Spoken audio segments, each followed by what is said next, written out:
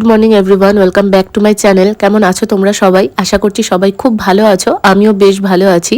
আজকে হচ্ছে নভেম্বরের 29 তারিখ, শনিবার। সকাল এখন 10টা বাজতে যায়। ঘুম থেকে রিন্টু উঠে পড়েছে আর আমিও এখন বিছানাটা ঝটপট করে গুছিয়ে নিচ্ছি। আজকে অনেকটা দেরিতেই উঠেছি, কারণ আজকে আমাদের নিমন্ত্রণ আছে আর রান্নাবান্নার কোনো চাপই নেই। সেই জন্য সকালবেলা থেকে উঠেই বসে বসে দুজনে গল্প করছিলাম। মাও এতক্ষণে স্কুলে বেরিয়ে গেছে আর এদিকে আমি এখন ঝটপট করে বিছানাটা গুছিয়ে নিচ্ছি। শীতের দিনে এই বিছানা গোছানোটা একটা এক্সট্রাই হেডেক। দুটো করে ব্ল্যাঙ্কেট প্রত্যেক দিন গোছাতে হয়, আর আমি না সন্ধ্যের পর থেকে একটা ব্ল্যাঙ্কেট খুলেই রেখে দিই, কারণ শীতকালে সন্ধ্যেবেলাতে খুব একটা কাজ থাকে না। আর ব্ল্যাঙ্কেট গোছানো মানে আবার রাত্রিবেলায় তো খুলতেই হবে, আর সারা সন্ধ্যে পায়ের ওপর কিন্তু ব্ল্যাঙ্কেট দিয়ে বসে মোবাইল ঘাঁটতে বেশ ভালো লাগে।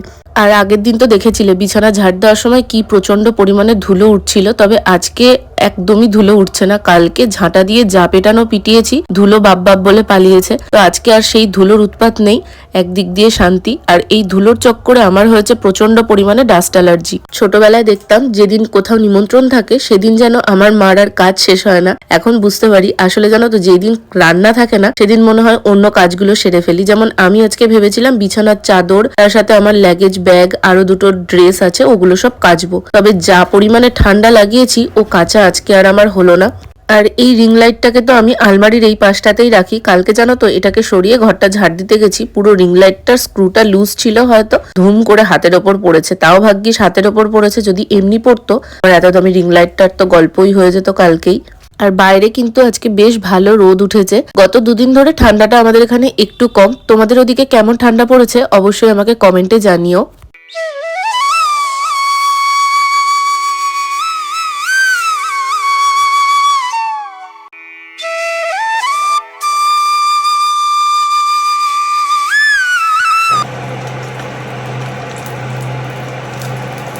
এদিকে আমি যখন বহরমপুর ছিলাম তখন থেকেই শুনছি রিন্টুর হাতে কোনোভাবে লেগেছে, আর সেটা থেকে প্রচন্ড ব্যথা। এবার ওটা যে লেগেইছে সেটাও শিওর হয়ে বলতেও পারছে না। তবে সেদিন দেখলাম তাই বেশ বড় করেই কালশিটে পড়ে আছে। তো এখানে একটু রসুন আর তেল গরম করছিলাম। রসুন তেল এত ভালো, ব্যথা জায়গায় দিলে কিন্তু বেশ ভালো ব্যথা কমে যায়। তবে এটা তো আর অ্যালোপ্যাথি ওষুধ না, একটু ধৈর্য ধরতে হবে, এটাও ঠিক কথা। তো ওই জন্য রসুন তেল আজকে দুদিন ধরে দেওয়া হচ্ছে। ও বলছে ব্যথাটা আগের থেকে একটু কম। আর এই শীতে যে কোনো জিনিস তো গরম করার 1 সেকেন্ডের মধ্যেই ঠান্ডা হয়ে যাচ্ছে। এদিকে তেলটা গরম করা হয়ে গেছে, ওদিকে ডাকাডাকি করছে। কি কারণ না, একটা বক এসেছে সেই বক দেখার জন্য। গিয়ে বক দেখা হলো, তারপরে তেল গরম করে আবার দিয়ে দিলাম। তারপর ও গেছে এখন স্নানে। আর আমার সকাল থেকে এখন অব্দি ব্রাশ করা হয়নি, তো আমিও ব্রাশটা নিয়ে এখন রোদে গিয়ে দাঁড়াবো। শীতকালে আমাদের এই বাইরে উঠোনটায় রোদের মধ্যে দাঁড়াতে বেশ ভালো লাগে। আর দেখো জলও চলে গেছে, মানে এখন প্রায় ওই 10:30 মতন বাজছে। ছোট কলটাতে জলটা অনেকক্ষণ থাকে, সেই জন্যই কিন্তু ছোট কলটা লাগানো। আগে যখন এটা ছিল না তখন তো দেখতাম সবার যাদের নিচু কল তাদের তো জল আছে, আমাদের জল থাকতো না। এমনও হয়েছে আমি আর মা রাস্তার কল থেকে জল টেনে নিয়ে এসেছি। তবে এই কলটা বসানোর পর সেই সমস্যার কিন্তু সমাধান হয়েছে। বাচ্চা এখন 11টা, ঝটপট করে দুটো আলু কাটবো, আলু ভাজবো। কালকে রুটি আছে, ব্রেকফাস্টে রুটি আর আলু ভাজা খাওয়া হয়ে যাবে। এখন দেখছি মা একটা বেগুন রেখেছে, ছোট, ওটা দিয়ে পুরো খাওয়া হবে না, তাহলে আমাকে চিনি দিয়ে খেতে হবে, আর আমি চিনি দিয়ে খাবো না। তো সেই জন্য ঝটপট করে একটা আলু কাটবো, কেটে ভাজবো। আমার স্নান টান সব কমপ্লিট। আজকে ব্রাশ করেছি দেরিতে, কিন্তু ব্রাশ করে আমি একদম স্নানে চলে গেছিলাম। আর আজকে তো আমাদের নিমন্ত্রণ, তোমাদের তো গতকালই বলেছিলাম। তো সেই জন্য এবেলায় কোনো রান্না নেই। ওবেলার চিন্তা ওবেলায় করবো, এবেলা অবধি আগে বাঁচি।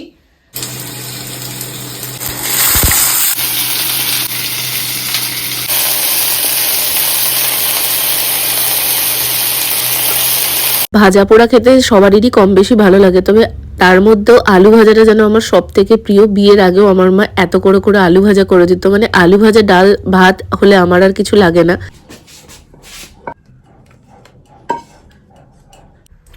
রুটি, আলু ভাজা আর একটা বেগুন ভাজা, যেটুকু করেছিলাম পুরোটাই নিয়ে নিচ্ছি। দুটো রুটি আছে তো, আলু ভাজা দিয়ে রুটি খেতে বেশ ভালো লাগে। এখন মার সাথে ফোনে কথা বলবো আর রুটিটা খাবো। আর বলো না, খাওয়া দাওয়া কমপ্লিট হয়েছে। এখন আমি ওর শার্টগুলো আয়রন করতে গিয়ে দেখছি একটা কালো শার্ট, সেটা আমার মা ও বাড়িতে কেচেছিল, কারণ রিন্টুর ব্যাগ তো ও বাড়িতে ছিল, তোমরা তো জানোই।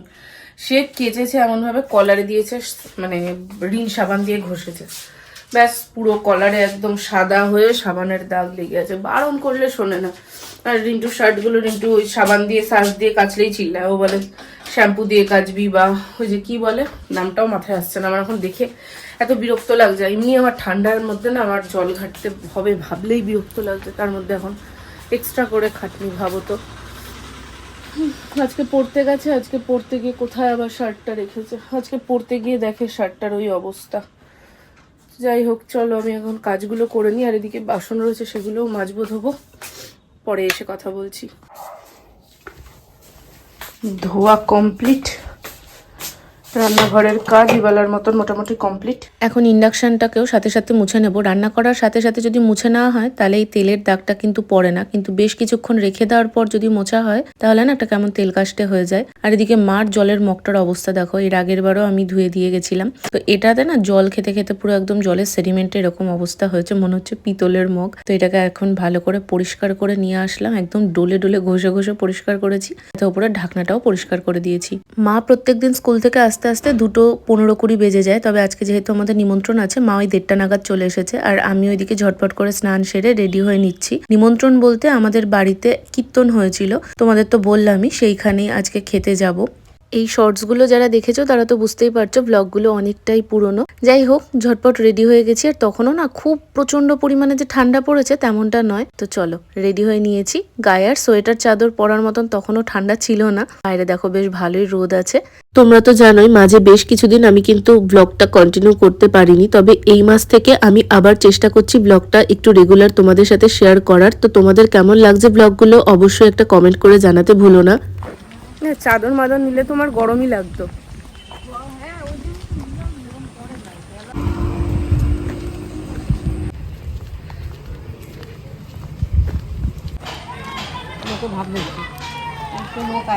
আরো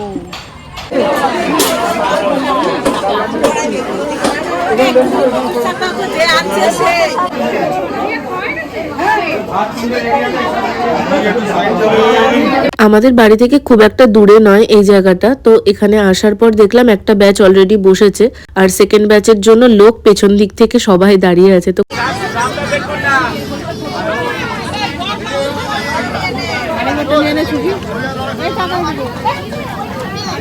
এক একটা ব্যাচে কিন্তু বেশ অনেকজন করেই বসছে, আর তারপরে আমরাও বসে পড়েছি, জায়গা পেয়ে গেছিলাম। তো এখন পরিবেশন শুরু হয়ে গেছে, আর আমরা না যে জায়গাটায় বসেছি সেই জায়গাটায় কিন্তু কোনো বসার জায়গা মতন ছিল না, মানে কোনো কিছু পাতা ছিল না, তো আমরা মাটিতেই বসে পড়েছি। খাওয়া দাওয়া কমপ্লিট করে এখন যাচ্ছি বাড়ির দিকে।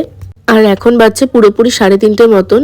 আমি, মা, আমাদের পাড়ার একটা দিদি, মাসি শাশুড়ি, তার সঙ্গে একটা বৌদি আর ওর বাচ্চা, সবাই মিলে আমরা অনেক কজন হয়ে গেছিলাম, আর সবাই কিন্তু এক ব্যাচে একদম পরপর বসেছি।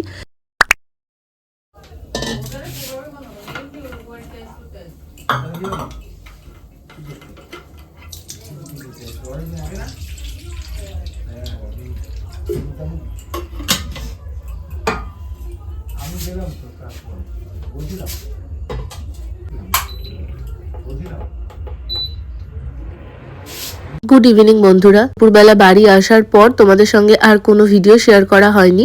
সন্ধ্যাবেলা ওঠার পর প্রথমে রাতের জন্য রান্না কমপ্লিট হয়েছে, তারপরে এখন আমি করছিলাম একটু গরম জল। আসলে দুপুরবেলা ওই রোদের মধ্যে গেছি, ছাতাটা নিয়ে যেতে ভুলে গেছিলাম, তো তারপরে আসার পর থেকে না সন্ধ্যে থেকে মাথাটা আমার প্রচন্ড যন্ত্রণা করছে, গায়ে ভালো টেম্পারেচারও আছে আর গলাটাও ব্যথা করছে, তাই একটু গরম জল করে নিলাম।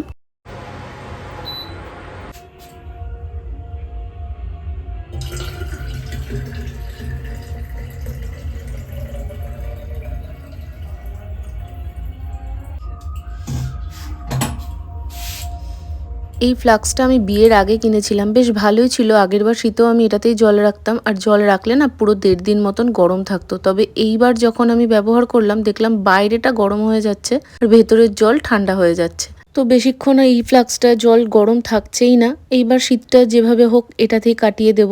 নেক্সট বার একটা ভালো দেখে ফ্লাক্স নিতে হবে, তবে এত শৌখিন দাম দিয়ে ফ্লাক্স আমি নেব না। নর্মাল আগে যেই রকম ফ্লাক্সগুলো পাওয়া যেত মিল্টনের বা সেলো যেরকম হয় আর কি, ওরকম টাইপেরই কোনো একটা ফ্লাক্স নেব। ওগুলোর দামটাও অনেকটা কম হয়, আর সত্যি কথা বলতে অনেক বছর অবধি টেকসইও হয়। আমাকে মৌমি যে ফ্লাক্সটা দিয়েছিল সেটা কিন্তু ও বাড়িতে মা এখনো ইউজ করে, এবার শীতেও মা ওটা ইউজ করছে। ওটা কিন্তু এখনো ভালো আছে, অনেক বছর হয়ে গেছে ওটা, তাও ভালো আছে। তখন আমি 11-12-এ পড়ি, ওরম টাইমে মৌমি আমাকে দিয়েছিল। যাই হোক, রান্নাঘরে জল পড়েছে, আমার একটা কাজ করতে গেলে তো কাজ না ছড়িয়ে আমি করতেই পারি না। তো জলটা পরিষ্কার করে দিয়ে এখন চলে আসলাম ঘরে।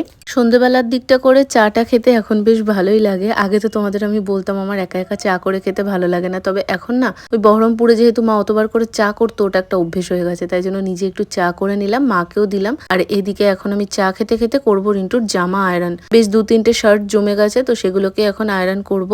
আমার বিয়ের সময় এই আয়রনটা আমি গিফটে পেয়েছিলাম, আমার এক দিদি এটা আমাকে গিফট করেছিল। সত্যি কথা বলতে আমার বিয়ের সময় যারা আমাকে জিজ্ঞাসা করেছিল যে কোনটা দেবে বা কি দিলে আমার সুবিধা হয়, আমি কিন্তু সেই সমস্ত মানুষগুলোকে আমার প্রয়োজনের কথাগুলোই বলেছিলাম। যেমন আমার কাছে একটা ইলেকট্রিক কেটল আছে, যদিও ওটা আপাতত একদম ভেতরে পড়ে আছে, তো ওটাকে ভালো করে পরিষ্কার করতে হবে। তারপর এই আয়রনটা, এগুলো আমার সত্যি কথা বলতে ভীষণ প্রয়োজনের জিনিস। তারা কিন্তু সবাই আমাকে এরকম প্রয়োজনের জিনিসগুলোই দিয়েছিল, অহেতুক ওই শাড়ি চাদর এসব না দিয়ে। একটা সংসার করতে গেলে কি লাগতে পারে সেই বুদ্ধিটা আমার কম বেশি একটু হলেও বিয়ের আগেই ছিল, সেই জন্য কিন্তু আমি অনেক জিনিস গুছিয়ে রেখেছিলাম বিয়ের আগে থাকতেই, যেগুলো এখন কাজে লাগে। গুড ইভিনিং এভরিওয়ান, বাচ্চা এখন 7:30। দুপুরবেলাতে তো দেখলে ওখানে গেছিলাম, কি কি খাইয়েছে পুরোটা তো আমার আর ভিডিও করা হয়নি, তবে খুব ভালো খাইয়েছে। যেহেতু বৈষ্ণব সেবা, সবটাই নিরামিষ ছিল, ভাত, তার সঙ্গে ডাল, সঙ্গে কচুর শাক ছোলা দিয়ে, পাঁচমিশালি তরকারি, আলু ফুলকপির তরকারি, চাটনি, পাঁপড়, আর শেষে ছিল পায়েস। ফল প্রসাদও পেয়েছি আমি।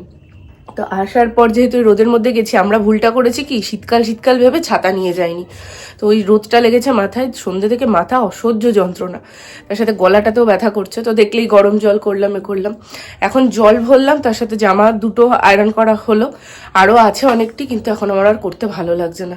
মা এদিকে চা করে দিয়েছে, তাই চা খাচ্ছি, তার সঙ্গে ভিডিও এডিট করব এখন বসে। তো 7:35 মতন বাজে, দিকে কিছুটা খিচুড়ি আছে, দেখি সন্ধ্যাবেলা আজকে ওই খিচুড়িটাই খেয়ে নেবো, নাহলে রাতে খাবো মনে করলে রাতের ভাত আবার নষ্ট হবে। বেশ কিছুটা খিচুড়ি ছিল দুপুরবেলাতে, যেটা আর খাওয়া হয়নি, তাই ভাবলাম এখন এটা টিফিনে খাওয়া যাক। সন্ধেবেলার দিকটা করে না আমার প্রচণ্ড খিদে পেয়ে যায়, যেহেতু আমাদের ডিনার করতে অনেকটাই লেট হয়ে যায়, এই জন্য এতটা গ্যাপে না প্রচণ্ড খিদে পেয়ে যায়, তাই ভাবলাম এখনই খাওয়া যাক। তার সঙ্গে একটু আলু ভাজা নিয়ে নিয়েছি, তো চলো এটাই এখন আজকে টিফিনে খাবো। আগে মা বাজার দোকানে গেলে আমি হাঁ করে তাকিয়ে থাকতাম মা ব্যাগের থেকে কি বার করবে আর আমার জন্য কি নিয়ে এসেছে, আর এখন রিন্টু কাছ থেকে আসলে এরকম টুকটাক নিয়ে আসে বলে আমি ওয়েট করে বসে থাকি যে কি নিয়ে আসবে। কাউকে খুশি করার জন্য জানো তো প্রচুর টাকার দরকার পড়ে না, ছোট ছোট জিনিসগুলোতেও না খুশি খুঁজে পাওয়া যায়। মানুষটা যে দিনের শেষে আমার জন্য মনে করে এই জিনিসগুলো নিয়ে আসে, এটা আমার কাছে অনেক। চলো আজকের ব্লগটা তাহলে এখানেই শেষ করছি, আজকের মতন টাটা।